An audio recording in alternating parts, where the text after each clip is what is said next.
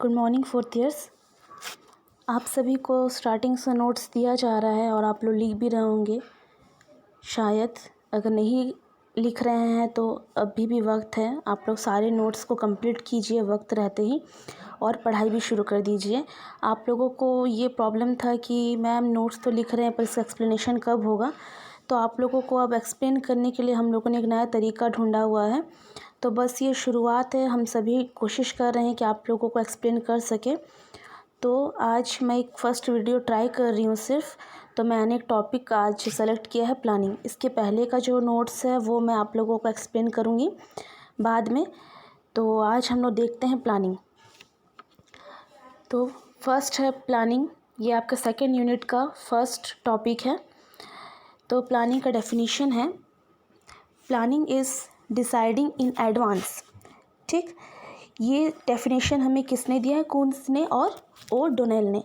तो फर्स्ट है planning is deciding in advance. हम जो भी प्लान करते हैं तो वो हम एडवांस में करते हैं। मतलब अगर हम कुछ काम करने वाले हैं तो उस काम को करने के लिए हम पहले से प्लान करते हैं। वो प्लान हमारा एडवांस में किया हुआ रहता है। ऐसा नहीं कि हम काम को शुरू कर दिए उसके बाद प्लान करते हैं, हम काम को शुरू करने के पहले प्लानिंग करते हैं, इसीलिए इसे कहा गया डिसाइडिंग इन एडवांस। तो हम कोई भी काम करते हैं तो उस काम में क्या चीज़ होता है, 4 मेन चीज़ होते हैं। फर्स्ट है एम, प्रैक्टिस, टाइम और वर्कर्स। तो एम हम किसे कहते हैं, व्हाट टू डू। आप जो प्लानिंग करने वाले हो वो आप क्या करने वाले हो, क्या काम करने वाले हो, वो आपका एम कहलाता है।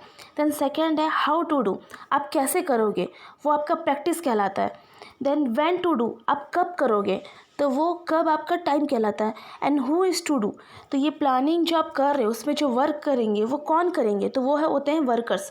तो ये 4 चीज़ मेन होता है, what to do, how to do, when to do और हु इज़ टू डू।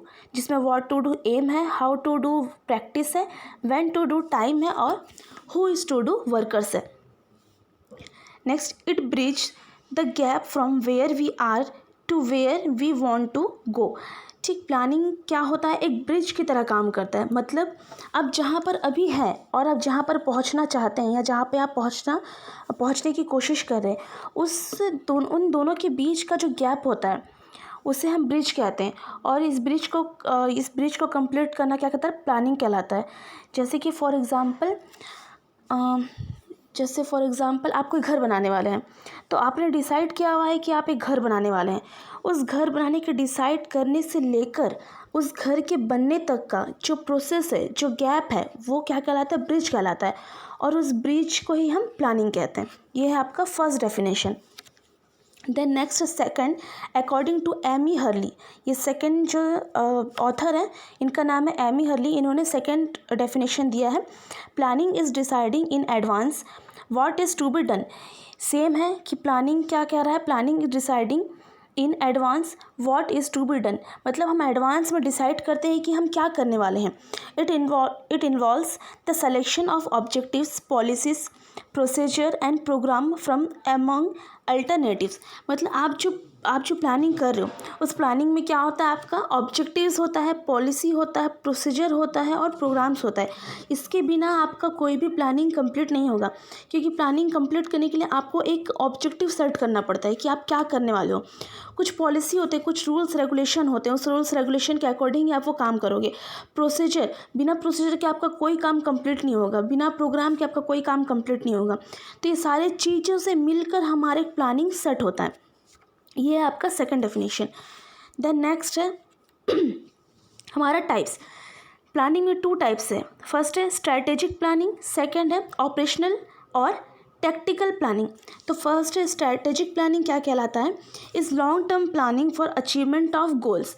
ठीक, स्ट्रैटेजिक प्लानिंग हम उसे कहते हैं जैसे हम कुछ काम कर रहे हैं तो उसके गोल तक पहुंचने के लिए हम जो लंबा प्लानिंग करते हैं, मतलब स्टार्टिंग से लेके उसके गोल तक कंप्लीट करने तक हमारा जो प्लानिंग चलता है, उस काम को ख़त्म करने तक, वो हमारा स्ट्रैटेजिक प्लानिंग कहलाता है। सेकेंड है ऑपरेशनल और टैक्टिकल प्लानिंग। ऑपरेशनल और टैक्टिकल प्लानिंग किसे कहते हैं, is short term planning for operations of activities.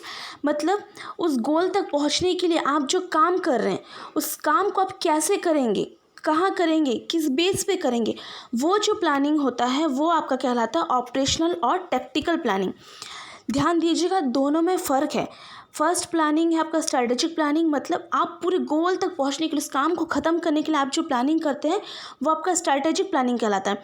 Operational planning मतलब उस काम को ख़त्म करने के लिए आप उसके अंदर जो काम कर रहे हैं वो आपका क्या कहलाता है, ऑपरेशनल और टैक्टिकल प्लानिंग कहलाता है।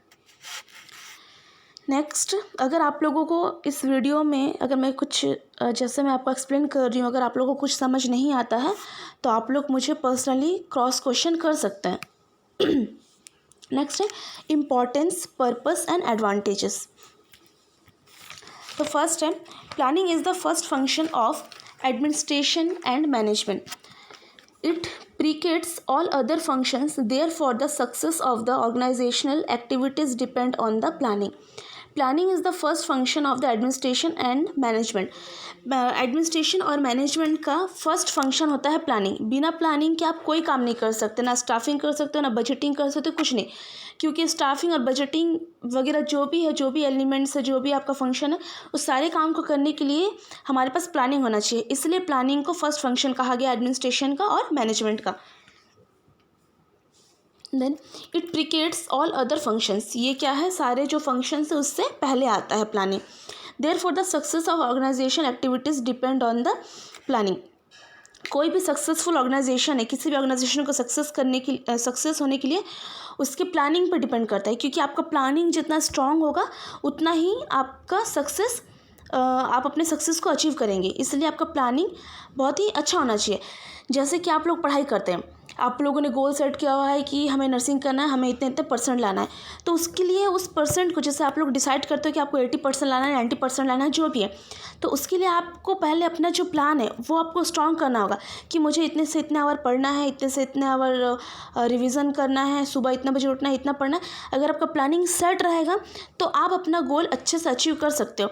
जैसे फॉर एग्जांपल आप लोगों ने डिसाइड कर लिया कि आपको 80% लाना है, पर आपका कोई प्लानिंग ही नहीं है। आप लोगों ने कोई प्लानिंग नहीं कि आपको जब मन करा तब पढ़ रहे हो, जब मन करा नहीं पढ़ रहे हो। ऐसा करने से क्या है, अपने गोल को अचीव नहीं कर सकते।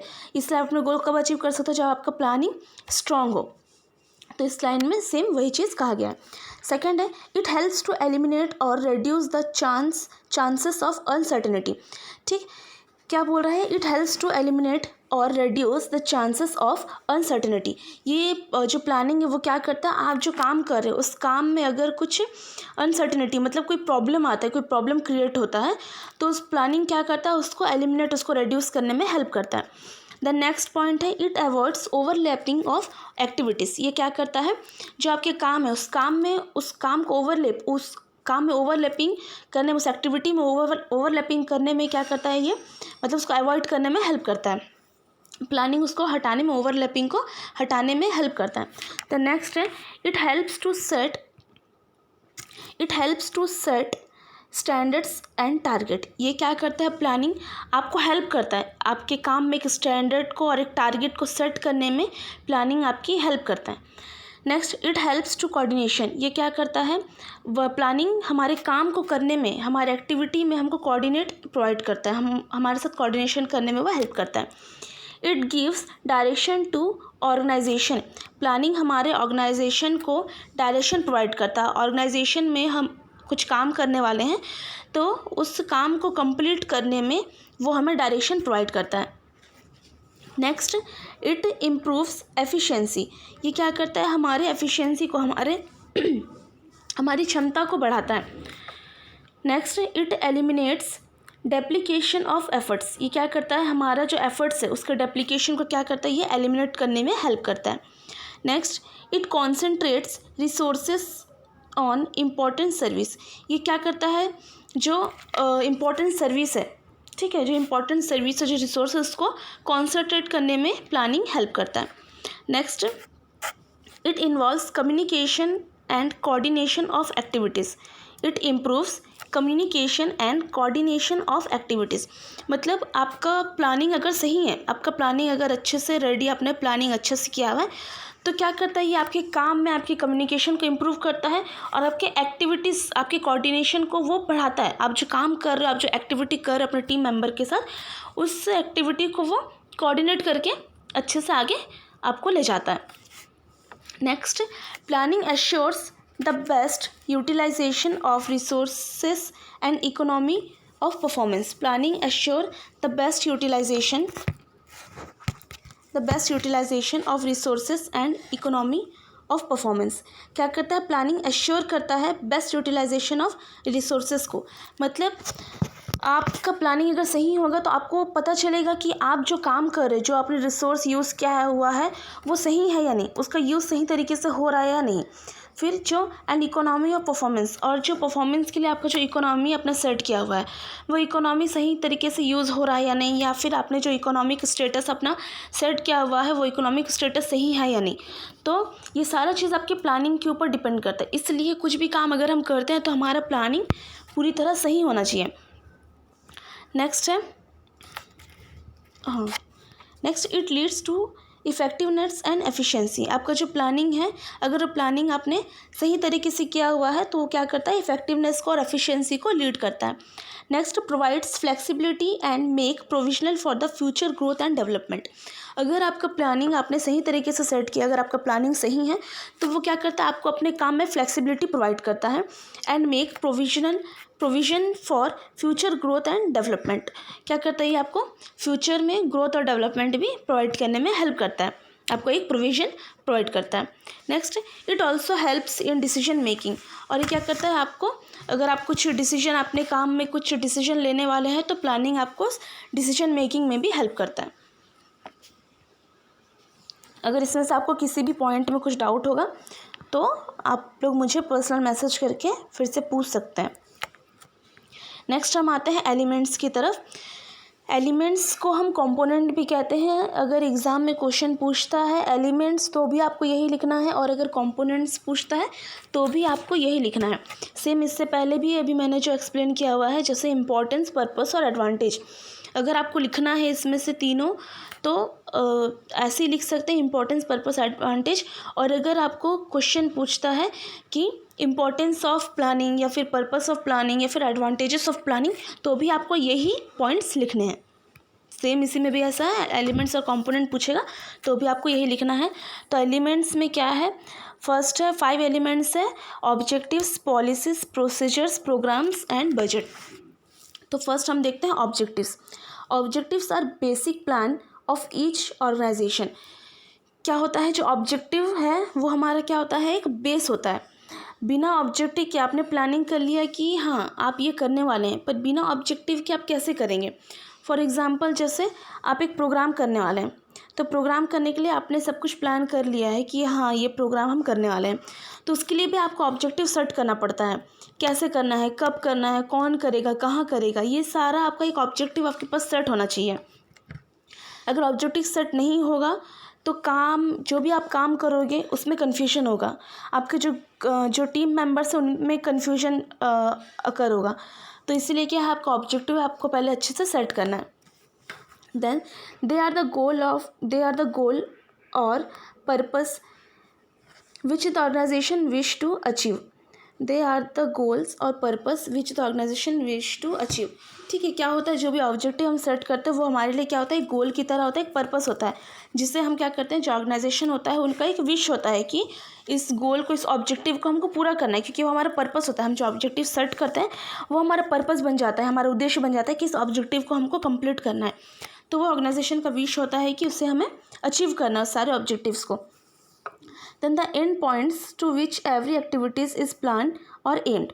तो इसमें क्या बोला गया है? जो भी आपका जो भी ऑब्जेक्टिव है वो क्या होता है? पहले से प्लान होना चाहिए और वो एम्ड होना चाहिए. मतलब वो एक आपके गोल की तरह सेट होना है कि इससे हमें कंप्लीट करना है. नेक्स्ट आपका आता है policy. Policies are plans in form of general statements और understanding which provide guidance in decision making. Policies are plans in the form of general statement. ठीक है, जो भी आप अपना पॉलिसी सेट कर रहे हो वो कैसे जनरल स्टेटमेंट्स में आपको सेट करना है, और जो भी आप पॉलिसी रेडी कर रहे हो वो अंडरस्टैंडिंग होना चाहिए. मतलब आपको समझ में आ रहा है, आपके साथ साथ आपके जो टीम मेंबर हैं या फिर आप जिनके लिए पॉलिसी रेडी कर रहे हो उनको भी समझ में आना चाहिए. मतलब आपका पॉलिसी एकदम ईजी और अंडरस्टैंडिंग होना चाहिए. विच provide guidance in the decision making. आपकी पॉलिसी ऐसा होना चाहिए कि अगर कोई, मतलब एक गाइडेंस की तरह हम आपका पॉलिसी होना चाहिए कि आपका जो पॉलिसी है वो किसी को हेल्प करे, किसी के डिसीजन मेकिंग में हेल्प करे, किसी की एक्टिविटी में, किसी के काम में वो पॉलिसी हेल्पफुल होना चाहिए। तो ऐसा पॉलिसी आपको सेट करना है। The characteristics of a sound policy are, ठीक, तो एक पॉलिसी का कैसा कैरेक्टर होता है वो हम देखते हैं। Policy should be written statement, तो जो भी आप पॉलिसी सेट करते हो वो एक रिटन स्टेटमेंट में होना चाहिए। And clearly understood by everyone in the organisation, ठीक, क्या बोला है, policy should be written statement and clearly understood by everyone in the organisation. पहला तो ये रिटन स्टेटमेंट में होना चाहिए और जो भी आपके ऑर्गेनाइजेशन के अंडर काम करते हैं उनको ईजिली समझ में आना चाहिए और ये क्लियर होना चाहिए ताकि किसी को भी डिफ़िकल्टी ना हो इसे समझने में। नेक्स्ट है policy should be based on the objective of the organisation. आपने जो ऑब्जेक्टिव सेट किया है, आपने अपने प्लानिंग के हिसाब से जो ऑब्जेक्टिव सेट किया हुआ है, जो आपका काम है, उस काम के बेस पे ही, उस ऑब्जेक्टिव के बेस पे ही आपका पॉलिसी सेट होना चाहिए। ऐसा नहीं होना चाहिए कि आपने कोई दूसरा ऑब्जेक्टिव सेट किया है और आप कुछ और पॉलिसी सेट कर रहे हो। जो भी आपका ऑब्जेक्टिव है उस ऑब्जेक्टिव के बेस पे ही आपका पॉलिसी सेट होना चाहिए। Next, policy should be specific as to principles. जैसे हमारा प्रिंसिपल स्पेसिफिक होता है, सेम उसी तरह जो पॉलिसी है वो भी स्पेसिफिक होना चाहिए, अच्छा होना चाहिए। नेक्स्ट है policy should be maintain balance between stability and flexibility. आपकी जो पॉलिसी है वो मेंटेन होना चाहिए, बैलेंस होना चाहिए, स्टेबिलिटी एंड फ्लेक्सिबिलिटी के बीच में होना चाहिए। ना ही एकदम स्टेबल होना है और ना ही एकदम फ्लेक्सिबल होना है, उसके बीच में होना है। देन नेक्स्ट है policy should B reasonably stable but not rigid. इसका मतलब है जो आपका पॉलिसी है वो स्टेबल होना चाहिए पर रिजिड नहीं होना चाहिए। मतलब reasonably stable but not rigid, मतलब स्टेबल मीन्स तो आप लोग को पता है कि स्टेबल मीन्स स्थिर होना चाहिए। मतलब ऐसा नहीं कि आपका जब मन करा तब आप पॉलिसी चेंज कर दे रहे हो, ऐसा नहीं होना है। स्टेबल होना है, आपने जो पॉलिसी सेट कर दिया वो पॉलिसी सेम वैसे ही रहेगा, उस पॉलिसी में आप चेंजेस नहीं कर सकते। चेंजेस कब कर सकते हैं, जब कोई प्रॉब्लम, कुछ बहुत बड़ा क्राइसिस हो गया है, उस टाइम पे आप कुछ पॉलिसी इधर उधर चेंज कर सकते हो, पर ऐसा नहीं कि आपका जब मन किया तब आपने ऑर्गेनाइजेशन ने पॉलिसी चेंज कर दिया, ऐसा नहीं होना है। और बट नॉट रिजिड, पर इसका मतलब ये भी नहीं कि बहुत ज़्यादा कठोर है या फिर कड़ा है। पॉलिसी कैसा होना चाहिए, सिंपल होना चाहिए। इससे पहले पॉइंट में भी हमने पढ़ा हुआ है, स्टेबिलिटी और फ्लेक्सिबिलिटी के बीच में होना चाहिए। मतलब अगर कोई प्रॉब्लम हो रहा है तो आप उसे चेंज कर सको, इस टाइप का आपका पॉलिसी होना चाहिए। Then policy should be consistent with the public policy. आप जो पॉलिसी ऑर्गेनाइजेशन में सेट कर रहे हो उसके साथ पब्लिक पॉलिसी भी होना चाहिए। मतलब पब्लिक उसको, जो आपके टीम मेंबर है जो आपके ऑर्गेनाइजेशन में काम कर रहे हैं, तो वो उसको एक्सेप्ट कर सके, तो ऐसा आपका पॉलिसी होना चाहिए। मतलब आप जो पॉलिसी बना रहे हो वो पब्लिक पॉलिसी के अकॉर्डिंग होना चाहिए, एक्सेप्टेबल होना चाहिए। नेक्स्ट है policy should be generally known to all interested parties. Policy should be generally known to all interested parties, मतलब जो भी इंटरेस्टेड पार्टीज़ है, मतलब आपके ऑर्गेनाइजेशन में जितनी भी पार्टी हैं, जितने भी टीम मेंबर हैं, उन सबको आपके पॉलिसी के बारे में अच्छे से पता होना चाहिए। Next, policy should be inform throughout the organisation. ठीक, जो पॉलिसी है वो कैसा होना चाहिए, मतलब एक समान, जो एक हमारा जो ऑर्गेनाइजेशन होता है, हमारा जो संगठन होता है, उसमें क्या होना चाहिए, सेम होना चाहिए, बराबर होना चाहिए। मतलब ऐसा नहीं होना चाहिए कि किसी के लिए अलग पॉलिसी है तो किसी के लिए अलग पॉलिसी है। जो भी रूल्स रेगुलेशन आप सेट किया हुआ है वो सबके लिए बराबर होना चाहिए। इससे क्या होता है, इससे यही प्रमोट होता है, जो सेंस ऑफ टीम स्पिरिट होता है, इसके थ्रू ही वो प्रमोट होता है। अगर आप अलग अलग, किसी एक के लिए अलग पॉलिसी, किसी के लिए अलग पॉलिसी करोगे तो इससे क्या होता है, टीम कॉन्फ्लिक्ट होने का चांस होता है। इसलिए जो भी आप पॉलिसी सेट कर रहे हो वो पॉलिसी सबके लिए बराबर होना चाहिए। नेक्स्ट हम देखते हैं प्रोसीजर। ये है हमारा थर्ड पॉइंट। फर्स्ट पॉइंट था हमारा, क्या था एलिमेंट में, फर्स्ट एलिमेंट था हमारा ऑब्जेक्टिव, सेकंड एलिमेंट था हमारा प्रोसीजर। देखो, फर्स्ट था ऑब्जेक्टिव, सेकंड था आपका पॉलिसी, थर्ड है आपका प्रोसीजर। तो प्रोसीजर कैसा होना चाहिए, procedure customary method of guiding action. ठीक है, कस्टमरी मेथड मीन्स प्रचलित, कस्टमरी का हिंदी मीनिंग होता है प्रचलित। तो जो भी आप प्रोसीजर बता रहे हो, मतलब जो भी आप मेथड यूज़ कर रहे हो वो कस्टमरी मेथड होना चाहिए, जो एक्शन है उसको गाइडेंस प्रोवाइड करने के लिए। Then a procedure details the exact manner in which a certain activity must be accomplished. जो प्रोसीजर होता है, जो procedure are customary method of guiding action. A procedure details the exact manner in which a certain activity must be accomplished. आपका जो method आप use करोगे वो customary method आपको यूज़ करना है। देन जो प्रोसीजर होता है, इसमें क्या कहा गया, जो प्रोसीजर है, प्रोसीजर बहुत ही इंपॉर्टेंट होता है किसी काम को करने के लिए। कोई हम एक्टिविटी कर रहे हैं तो वो हमारा प्रोसीजर कहलाता है, क्योंकि कुछ हम एक्टिविटी करते हैं तो हम स्टेप बाय स्टेप करते हैं, तो वो हमारा प्रोसीजर होता है।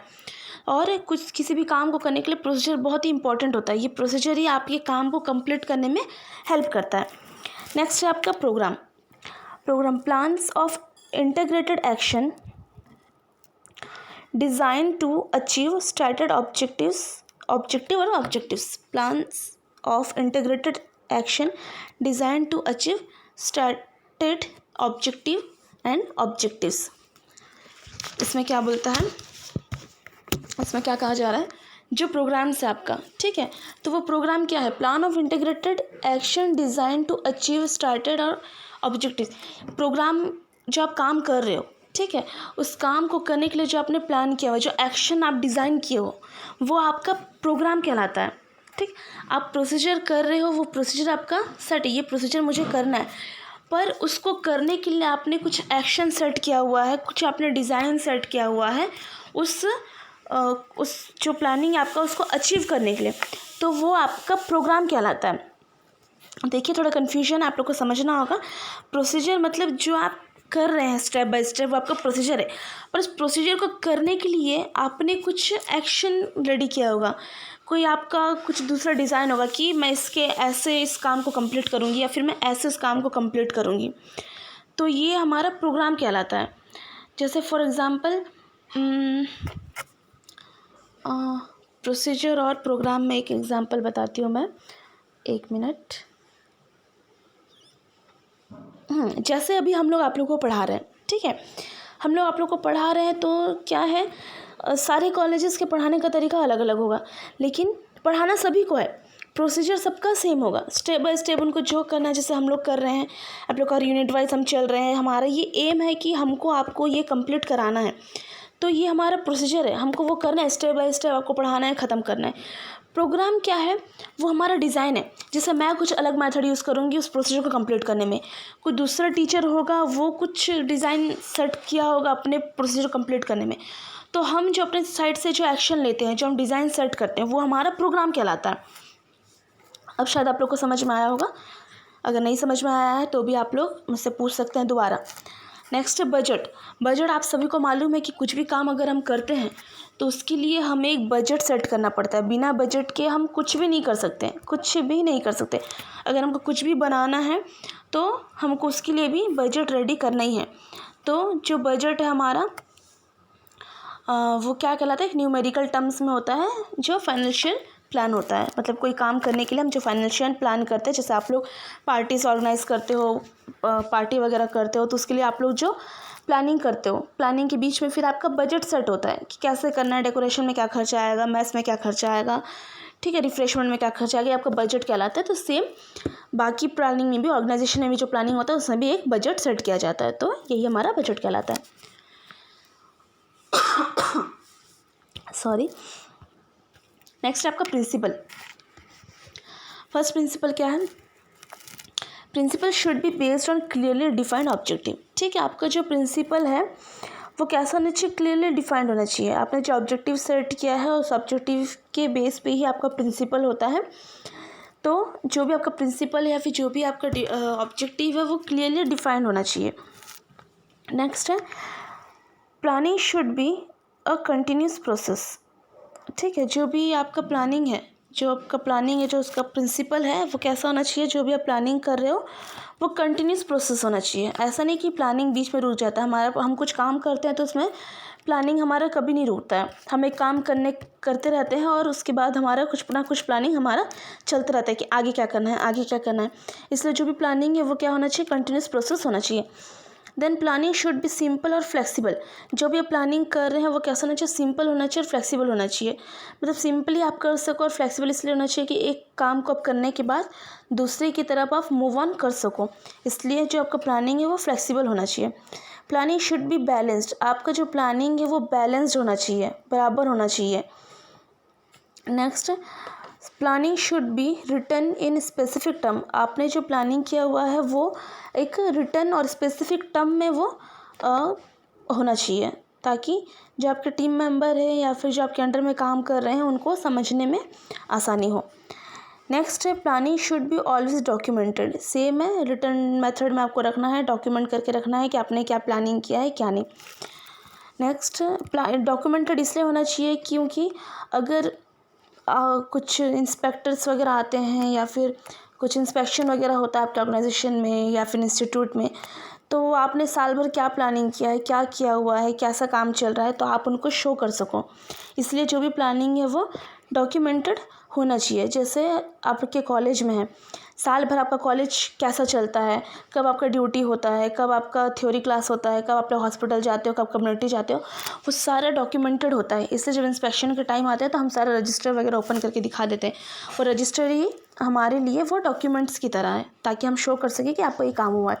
तो सेम ऐसे ही है, किसी भी काम को करने के लिए अगर आप कुछ प्लानिंग कर रहे हो तो वो भी डॉक्यूमेंटेड होना चाहिए। Next, planning should be precise in its scope and nature. जो भी प्लानिंग है उनके स्कोप और नेचर में कैसा होना चाहिए, वो सही होना चाहिए, प्रिसाइज होना चाहिए, करेक्ट होना चाहिए। Next, planning should B provide for proper analysis and classification action. ठीक, जो भी प्लानिंग है वो कैसा होना चाहिए, प्रोवाइड फॉर प्रॉपर एनालिसिस। ठीक, वो प्लानिंग प्रोवाइड होना चाहिए प्रॉपर एनालिसिस के लिए। ठीक, प्लानिंग के थ्रू हम प्रॉपर एनालिसिस कर सकें और जो भी एक्शन है उसका क्लासिफिकेशन हम कर सकें, ऐसा आपका प्लानिंग होना चाहिए। मतलब प्लानिंग के थ्रू आप काम को सही तरीके से कर सकें, कौन से काम को कब करना है, जो भी आप एक्शन लेने वाले हैं तो उस काम के अकॉर्डिंग ही आपका प्लानिंग होना चाहिए। नेक्स्ट है मिशन। मिशन है तो नेक्स्ट टॉपिक आता है आपका मिशन। तो मिशन में हम सीधा आते हैं मिशन स्टेटमेंट्स में, देखते हैं फर्स्ट स्टेटमेंट्स क्या कहता है।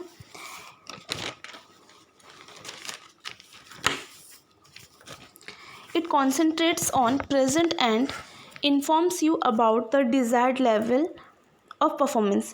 It concentrates on present and inform you about the desired level of performance. जो हमारा मिशन है, हम कुछ काम करते हैं, जो हमारे मिशन स्टेटमेंट है, हम जो मिशन स्टेटमेंट रेडी करते हैं तो वो क्या करता है, हमारे प्रेजेंट में कॉन्सेंट्रेट करके ही मिशन बना होता है। क्योंकि हम प्रेजेंट में काम कर रहे हैं तो हमारा मिशन भी क्या होता है, हमारे प्रेजेंट के साथ चलता है। तो जो भी आपका मिशन स्टेटमेंट है वो क्या करता है, आपके प्रेजेंट पे कॉन्सेंट्रेट करें, ऐसा आपका मिशन होना चाहिए। And informs you about the desired level of performance. तो ये क्या करता है, आपको इन्फॉर्म करता है, आपको आपके डिज़ायर्ड लेवल, मतलब जिस लेवल तक पहुंचने वाला है आपका जो परफॉर्मेंस है, आप कैसे परफॉर्मेंस कर रहे हैं उसके बारे में आपको वो इन्फॉर्मेशन आपको इन्फॉर्म करता है। Next, it will be achieved. और जो भी मिशन होता है वो कैसा होता है, अचीव्ड होता है, आप उसको अचीव कर सकते हो, ऐसा आपका मिशन होता है। फिर अगर आप कुछ मिशन रेडी कर रहे हैं तो आपको ऐसा ही मिशन स्टेटमेंट रेडी करना है जिससे आप अचीव कर सकें। नेक्स्ट है, it reflect the purpose of broader for being a existence in the profession. ठीक, इसका मतलब है जो आपका प्रोफेशन है, ठीक है, प्रोफेशन में जो एग्जिस्टेंस में रहने के पर्पस है और जो उसका बॉर्डर है उसको क्या करता है, ये शो करता है। ठीक, आपका जो प्रोफेशन है, आप जो जिस प्रोफेशन में, जिस ऑर्गेनाइजेशन में जो काम आप कर रहे हैं उस प्रोफेशन में जो आपका एग्जिस्टेंस है, एग्जिस्टेंस मतलब आपका अस्तित्व, उस अस्तित्व में आपके एग्जिस्टेंस में रहने के पर्पस, ठीक है, उसके आपके रहने का, आपका उस रहने का क्या पर्पस है, क्या उद्देश्य है, और उसके ब्रॉडर को, उसके व्यापकता को क्या करता है, वो मिशन शो करता है। नेक्स्ट है,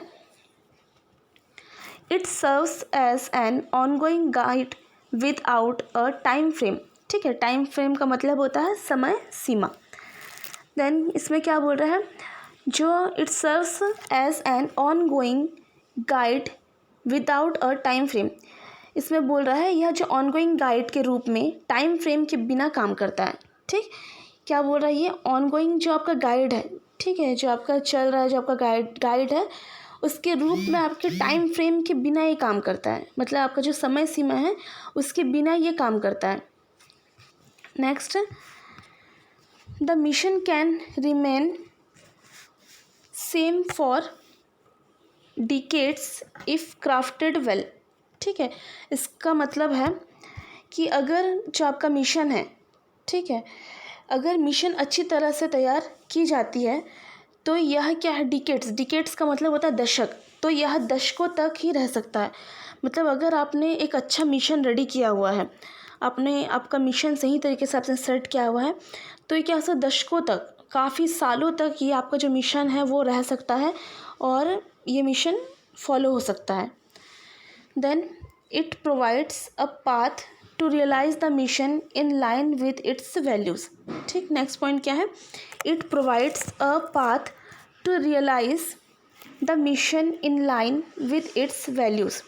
इसमें बोल रहा है यह मिशन, इसमें जो मिशन है या जो मिशन है उसके वैल्यू को रियलाइज़ कराने के लिए एक पाथ प्रोवाइड करता है। ये जो मिशन है, ये मिशन क्या करता है, हमको उसके वैल्यू को हमें रियलाइज़ कराने के लिए एक पाथ प्रोवाइड करता है, जिससे हमें ये समझ में आ जाए कि किसी मिशन का कितना इम्पोर्टेंस है, कोई मिशन है वो हमारे काम में हमारे लिए कितना इम्पोर्टेंट है। Next, it direct bearing on the bottom line and success in profession. ठीक है, it direct bearing on the bottom line and success in profession. इसमें क्या बोल रहा है इस लाइन में, यह जो डायरेक्ट बॉटम है, डायरेक्ट बॉटम जो हाँ जो लाइन है ये क्या करता है, एक मिनट सॉरी, हाँ इसमें क्या बोल रहा है, जो बॉटम लाइन है, बॉटम लाइन का मतलब होता है आधार। ठीक है, जिस पे आप काम कर रहे हो, जो आपका बेस लाइन होता है, जो आपका बॉटम लाइन होता है, ये क्या करता है, डायरेक्ट उस पर डिपेंड करता है जो आपका मिशन है। ठीक, ये मिशन क्या पे डिपेंड करता है, आपका जो बेस लाइन है, क्योंकि कोई भी काम करने के लिए हमारा जो बेस लाइन होता है, हमारा जो स्टार्टिंग स्टेप होता है, वो स्टेप क्या होता है, स्ट्रांग होना चाहिए। जैसे हम लोग कहते हैं कि जब हम घर बनाते हैं तो हमारा जो नींव होता है वो स्ट्रांग होता है, मतलब बनाना चाहिए हमें। क्यों स्ट्रांग बनाना चाहिए, कि कभी कुछ फॉर एग्ज़ाम्पल कोई क्राइसिस आ रहा है, कुछ भूकंप आ रहा है, कोई आंधी, कुछ भी तूफान आ रहा है, तो उससे घर टूट ना जाए, कुछ प्रॉब्लम ना हो जाए, इसलिए क्या है, नींव स्ट्रांग होना चाहिए।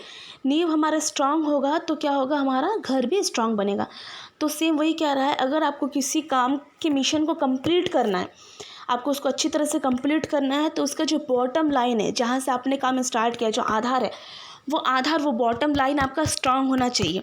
तब जाके आपका जो मिशन है वो कंप्लीट होगा और तब जाकर आपका जो प्रोफेशन है, जो काम आप कर रहे हो, वो सक्सेस होगा। तो इस लाइन में यही कहा गया है कि जो काम आप कर रहे हो, ठीक है, जो आपका सक्सेस है और जो आप काम कर रहे हो वो आपके बॉटम लाइन पे डिपेंड करता है।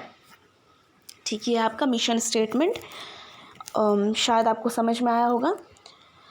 ठीक, एक बार और बता देती हूँ, जो भी इजीली शॉर्ट में बता देती हूँ उसको, कि फर्स्ट मिशन स्टेटमेंट क्या है, जब ए स्टेटमेंट क्या है, मिशन स्टेटमेंट, आपका मिशन एक सेट है, आप एक काम करने वाले हो, पर ये क्या करता है, आपके प्रेजेंट पे फोकस करता है, कि आप जो काम करते जा रहे हो उस पर फोकस करता है, और ये क्या करता है, आपको अपने डिज़ायर लेवल तक पहुंचने में हेल्प करता है। उसके बारे में आपको इन्फॉर्म करता है कि आपको किस तरह काम करना है, कैसे काम करना है और किस तरह से आपको अपने डिज़ायर लेवल तक आपको पहुँचना है। ठीक, second, it will be achieved. अगर आपने सही तरीके से मिशन को सेट किया है, जो स्टेटमेंट आपने सेट किया है, तो सीधी बात है आप उसको अचीव कर सकेंगे। फिर नेक्स्ट आता है, इट रिफ्लेक्ट द पर्पस और broader for being in existence in the profession. इसमें क्या है, आप जिस प्रोफेशन में है उस प्रोफेशन में एग्जिस्टेंस में रहने के पर्पस और ब्रॉडर को क्या करता है, ये शो करता है। मतलब आपके एग्जिस्टेंस में रहने के आप मतलब क्यों है उस प्रोफेशन में, उसके पर्पस को, उसके ब्रॉडर को वो आपको शो करता है। आपका क्या इंपॉर्टेंस है, आप क्यों हो, किस काम के लिए हो, वो आपको वो शो करता है। इट्स नेक्स्ट है, it serve as an ongoing guide without a time frame. इसका मतलब है जो भी आप मतलब इसमें ऑन गोइंग गाइड के रूप में जो टाइम फ्रेम के बिना आप ये काम करता है ये मिशन। मतलब इसमें ऐसा नहीं कि कोई टाइम लिमिटेशन है, फिर टाइम फ्रेम है कि आपको इस टाइम तक ही आपको ये मिशन कंप्लीट करना है, ऐसा कुछ नहीं है। इसके बिना भी आप काम कर सकते हैं। The mission can remain same for decades if crafted well. अगर आपने मिशन को सही तरीके से सेट किया हुआ है तो ये क्या है, काफ़ी सालों तक ये मिशन चलता है। नेक्स्ट है it provides a path to realise the mission in line with its values. इसमें क्या कहा जा रहा है, जो मिशन है वो मिशन क्या करता है, आपको उसके वैल्यू को रियलाइज़ कराता है, एक पाथ प्रोवाइड करता है उसके वैल्यूज़ को रियलाइज़ करने के लिए। नेक्स्ट है it directs bearing on the bottom line and success in the profession. जो भी आपका काम है वो डायरेक्टली आपके बेस लाइन के साथ बेस लाइन पर डिपेंड रहता है। जो भी आपका प्रोफेशनल सक्सेस है, जो भी आपका काम है, वो डायरेक्टली आपके बेस लाइन पे डिपेंड रहता है, तब जाके आपका जो मिशन है वो कंप्लीट हो सकता है। सॉरी। नेक्स्ट है आपका स्टेप्स इस प्लानिंग में क्या है, इसमें देखिए स्टेप मतलब आप जो आपका प्लानिंग है वो आप किस स्टेप से आप कंप्लीट कर सकते हो। तो फर्स्ट एस्टैब्लिशिंग ऑब्जेक्टिव्स। जैसे आप लोगों को पता है कि कोई भी काम करोगे, आप लोग कुछ भी काम करना है तो उसके लिए आप लोग को एक ऑब्जेक्टिव सेट करना है, आपके पास एम होना चाहिए, गोल सेट होना चाहिए, ऑब्जेक्टिव सेट होना चाहिए उस काम को करने के लिए। नेक्स्ट ऑब्जेक्टिव इसलिए होना चाहिए क्योंकि आपको पता होना चाहिए कि आप क्या काम करने वाले हो। वो ऑब्जेक्टिव ही आपका एक्टिविटी कहलाता है, उसके बेस पे ही आप एक्टिविटी करोगे, इसलिए सबसे पहले हमको ऑब्जेक्टिव सेट करना है। Next establishment for planning premises.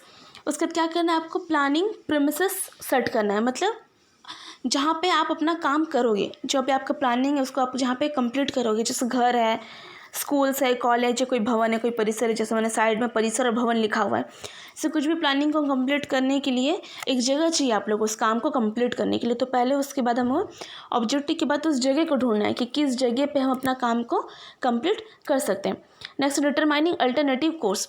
उसके बाद क्या करना है, उस काम को करने के लिए आपको एक कोर्स ढूंढना है, आपको एक कोर्स चूज़ करना है कि किस कोर्स के बेस पे, किस एक्टिविटी के बेस पे आप उस काम को करोगे, वो कोर्स आपको सेलेक्ट करना है। तो उसके लिए क्या है, हमारे पास बहुत सारे अल्टरनेटिव कोर्सेज होते हैं।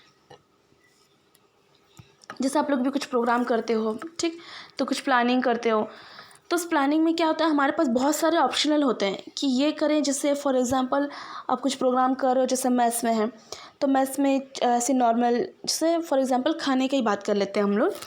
जैसे तो आप लोग डिसाइड करते हो, बहुत सारा आप लोग का माइंड में आता है, चिकन बनाएंगे, मटन बनाएंगे या फिर बिरयानी बनाएंगे, जो भी है। तो आपके पास क्या बहुत सारे अल्टरनेटिव कोर्सेस है, उसमें से आप किसी एक कोर्स को सेलेक्ट करते हो। जैसे फॉर एग्जांपल इतने सारे में से आपने सेलेक्ट किया कि नहीं हमें बिरयानी बनाना है, तो क्या है वो आपने एक कोर्स आपने सेलेक्ट कर लिया biryani. Then evolution of alternatives, ठीक है। उसके बाद क्या है, आप लोग इवॉल्वेट करोगे, जहाँ जो आपने अल्टरनेटिव जो आपने कोर्स सेलेक्ट किया है, आप इसे एक बार इवॉल्वेट करोगे कि आपने सही चूज़ किया है या नहीं, ये आगे वर्क करेगा या नहीं।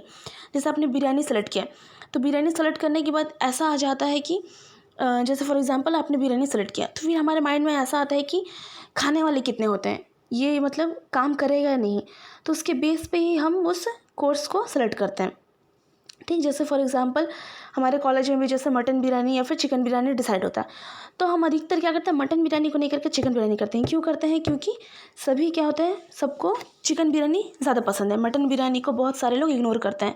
तो सेम है, जैसे हमारे पास अल्टरनेटिव कोर्स है, क्या है, बिरयानी, चिकन बिरयानी और मटन बिरयानी। उसमें से हम इवॉल्वेट करते हैं कि कौन सा यूज़फुल है, कौन सा काम करेगा, ठीक है, कौन सा हमारे लिए सक्सेसफुल है, तो उसको हम सेलेक्ट करते हैं। उसके बाद है selecting a course of action.